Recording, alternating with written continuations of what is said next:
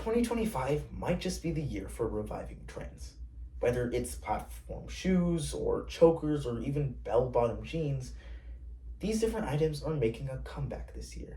But the one thing that we didn't expect to make a comeback this year is the measles virus. Yes, you heard me right, because as of March 11th, 2025, we learned that measles has actually made a comeback, mostly in states such as Texas and California. Now, who do we turn to when things such as this happen? Well, we mainly turn towards the agency of and Department of Health and Human Services. And currently, this is under the rule and administration of RFK Jr. Now, RFK Jr. is a former environmental lawyer turned politician who ran for president in the 2024 election and has now become the Secretary of the Department of Health and Human Services. However, his confirmation has seen many hot issues, or had hot button issues, as he is a very controversial pick. But when we're actually looking at his decision and his role as secretary, we have to actually ask ourselves, is RFK Jr. doing more harm than good? And sadly, the answer is yes. The three key reasons. The fact that he's anti-vax, he's explained and he's shown those stances in his job. 2, the fact that he's had multiple controversies with autism and his responses to them. And then 3, his actual policy decisions that affect millions of people across America. Now, coming back to the point about measles. According to AP News, we learned that over 2 people have already died from this. And those 2 people were children that were unvaccinated. Why is this a problem? Well, because AP News explains that RFK Jr. has been reporting these lies about vaccines for over 20 years. He has been stating that these vaccines are not safe and that they can't be trusted, and this has been very dangerous.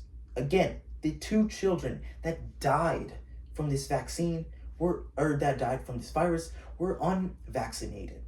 And when their parents were asked this question about why they didn't vaccinate their kids, they repeated rhetoric that was very similar to RFK Jr. And this has been very destructive because it's not just with the measles vaccine, it's also with the COVID-19 vaccine, even the flu shot. We learned that his rhetoric has been destructive towards trust of public health services.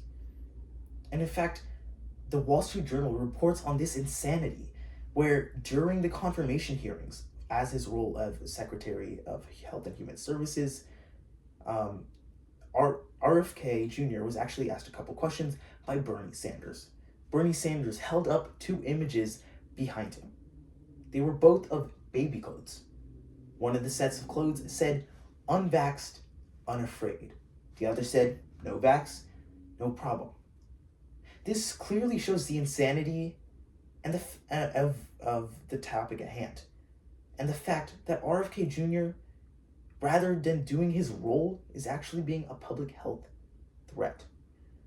Now, it's not just with measles or COVID-19, but also with autism. Because we learn, as of NPR, as of just today, that RFK says autism is an epidemic and it is caused by environmental factors, despite all our research showing that it's actually a genetic condition that comes naturally. But he doesn't care because he thinks that vaccines cause autism, despite all the science proving him wrong.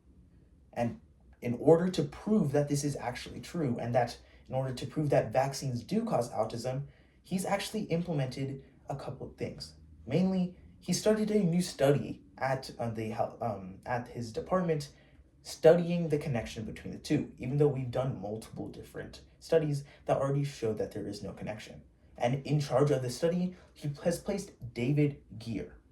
Now, this may seem all right, but David Geer is a de-licensed physician, meaning that his license was revoked as he was improperly conducting research. So, when we have powerful people such as RFK Jr. taking these unlicensed physicians who aren't supposed to be practicing medicine and putting them into one of the highest positions in the entire nation and possibly in the entire world on health and science. We are creating an environment where we can't trust anybody anymore. We can't trust our public health system, and most of all, we can't trust our government to do what is right for our health. Now, this is also reflected in RFK's policy decisions, as The Hill explains that he's recently implemented a bunch of policies that are potentially destructive to the entire agency. Number one, he's implemented a policy that prohibits the public from commenting on department rules. Not only is this against the fundamental right of free speech, it creates distrust. Again, it creates distrust in the government and just creates an environment that is ultimately negative and crushes dissenters. CBS explains another policy decision recently where over 10,000 people were laid off from their jobs in the department. Now, this is not only destructive for the people who had these jobs, where they now have no source of income or job or security, but it's also bad for the health of the United States, because the Department of Health and Human Services is an important one.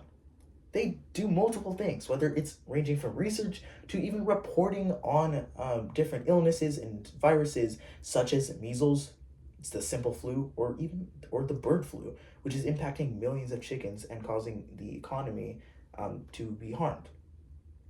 But it's not just this, because Politico explains how in the future, RFK Jr. is planning on cutting the department's funding by over 30%. This is ultimately very destructive, as it could stop new research and new innovations that could be beneficial to the entire society. So when we ask the question, is RFK Jr. doing more harm than good? The answer is absolutely yes, because of his stance on autism, because his controversies with anti-vaccines, and simply his policy decisions. Thank you.